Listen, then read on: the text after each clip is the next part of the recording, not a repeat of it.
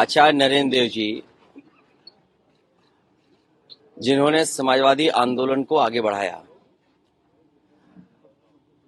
आचार्य नरेंद्र देव जी ने समाजवादी आंदोलन को नई दिशा देने का काम किया था।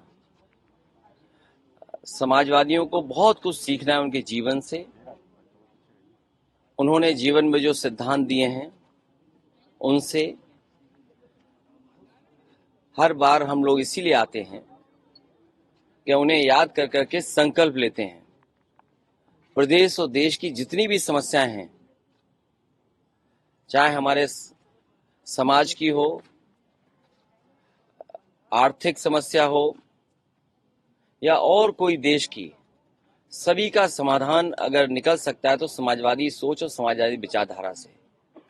और इस संकल्प को दोहराते हैं। हमारी कोशिश रहेगी कि आचार्य नरेंद्र देव जी, डॉक्टर राम मनोहर लोहिया, बाबा साहब भीमराव अम्बेडकर और नेताजी ने जो समाजवादी रास्ता दिखाया है उसके लिए संकल्प लेकर के चलते रहेंगे। ग्राउंड ब्रेकिंग सेरेमनी के लिए क्या कहेंगे सर? पीएम आ रहे हैं आज यहाँ पे 10 लाख करोड़ रुपए प्रोजेक्ट को धरातल उतारा। उससे महत्वपूर्ण ये है कि लगभग 60 लाख नौजवानों ने परीक्षा लिखी है और जो खबरें मिल रही हैं और जो सुनने को आ रहा है सोशल मीडिया और अखबारों के माध्यम से, जो चर्चा में है कि पेपर लीक हुआ है। मान लीजिए उसमें 1 लाख बच्चे 100% नंबर पा गए या 10 लाख बच्चे बहुत अच्छे नंबर पा गए, तो क्या सरकार उन सबको नौकरी देगी? और 50 लाख कोई छोटा संख्या नहीं है।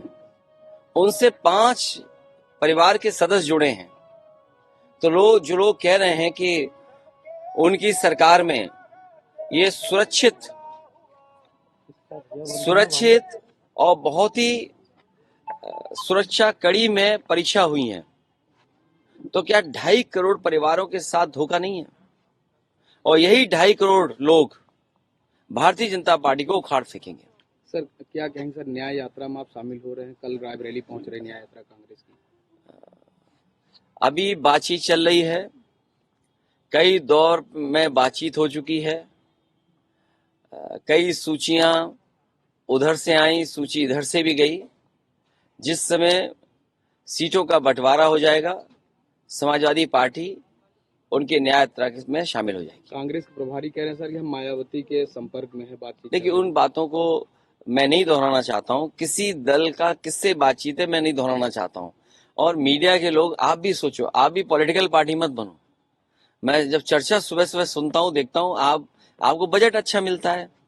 जिसको बजट अच्छा मिलेगा वो भाषा उसी की बोलेगा जो बजट देगा। कहीं ऐसा ना हो कि कुछ ऐसे फैसले आ जाएं तो आपका चैनल की क्रेडिबिलिटी क्या बचेगी, या जो लोग ज्ञान दे रहे हैं उनकी क्रेडिबिलिटी क्या बचेगी? जो हो रहा है वो दिखाई नहीं दे रहा उन्हें, जो नहीं हो रहा है वो अपने दिखाना चाहते हो आप, तो आप किधर ले जा रहे हो? इसीलिए 24 का चुनाव महत्वपूर्ण है। संविधान बचाने का चुनाव है, इस देश के भविष्य को बचाने का चुनाव है, गंगा जमुनी तहजीब को बचाने का चुनाव है, भाईचारा बचाने का चुनाव है। और समाजवादी लोगों की जिम्मेदारी सबसे बड़ी है, क्योंकि सबसे ज्यादा धोखा भारतीय जनता पार्टी ने अगर किसी को दिया है तो वो गरीबों को दिया है। ये जो ब्रेकिंग ग्राउंड सेरेमनी है, ये आज से 6 महीने पहले क्यों नहीं हुई? अगर इन्होंने बजट में पैसा रखा होता और इनकी जो पॉलिसीज हैं अगर उसके तहत कोई इंडस्ट्रियलिस्ट आना चाहता तो पहले भी आ सकता था। क्योंकि चुनाव आ गया है, इसीलिए लगभग 50 लाख बच्चों से परीक्षा लिखवा रहे हैं। चुनाव आ गया है, वोट चाहिए है, इसीलिए ग्राउंड ब्रेकिंग सेरेमनी हो रही है।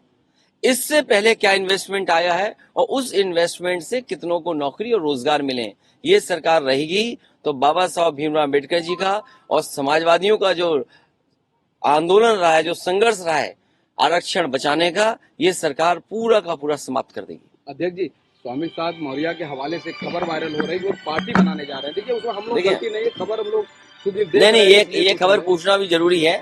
लेकिन इसके साथ साथ जो खबरें आप सुन रहे हैं, हम भी सुन रहे हैं, किसी के मन में क्या है ये कौन सी मशीन बताएगी? और लाभ लेके तो सब चले जाते हैं। लाभ लेके तो सब चले जाते हैं। Thank you. हमसे जुड़े रहने के लिए हमारे YouTube चैनल को सब्सक्राइब करें और नई वीडियो की नोटिफिकेशन के लिए बेल आइकॉन को दबाएं।